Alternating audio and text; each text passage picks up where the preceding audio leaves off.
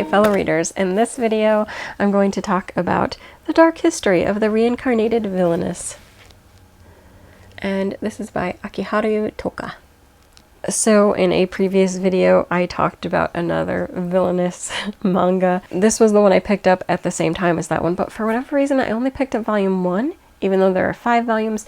But if you saw my book haul, you would have seen that I got the other 5 volumes in it. Well, other 4 volumes. There's 5 volumes released altogether thus far, because I liked this one so much. So the other one I had some issues with the plotting and the storyline and the whole fact that she knows she's reincarnated in this otome game.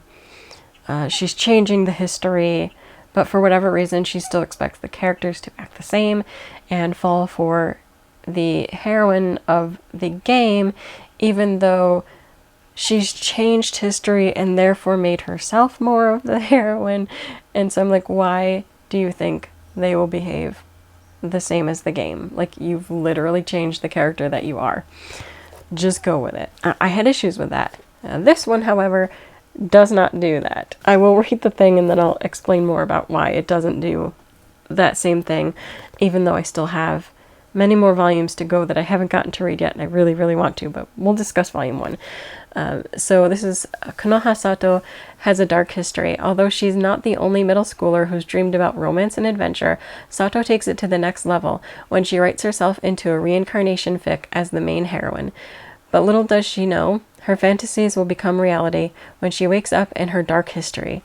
There's just one small complication. Instead of playing the role of the heroine, she's the most despicable villainess, Konoha's little sister, Iana.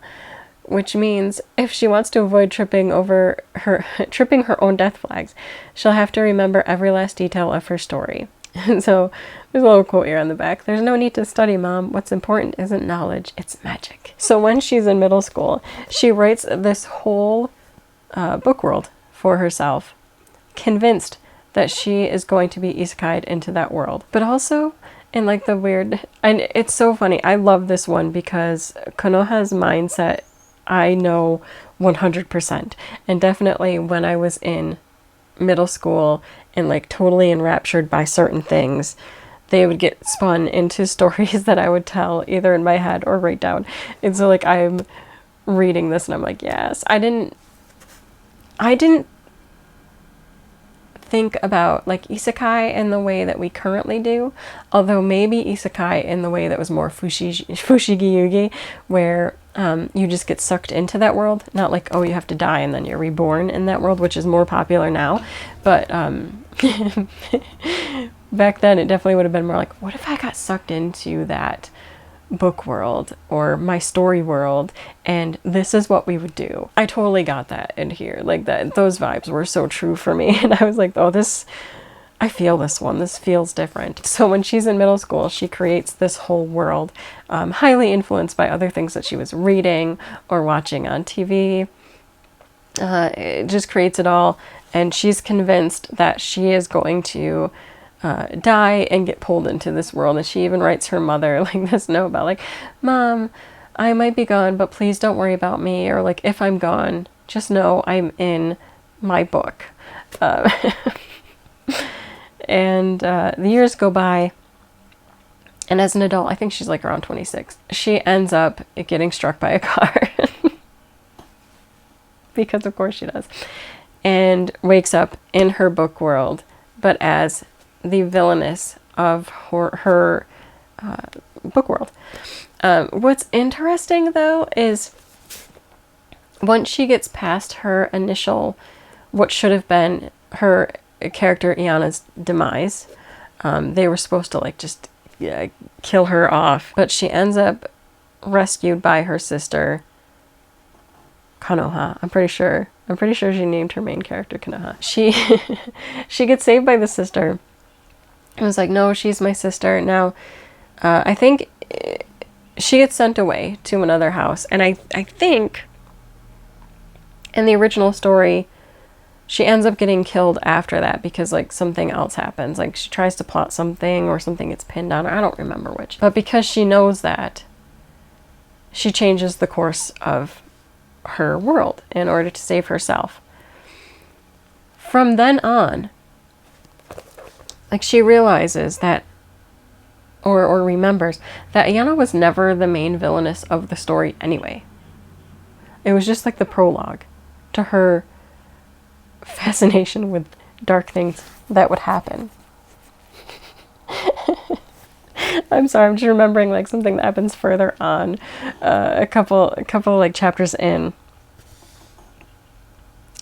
where I don't remember what she said she watched or saw that got her like fascinated with it, but she has like the main character abducted by a lascivious wolf man, and dark things happen to the main character.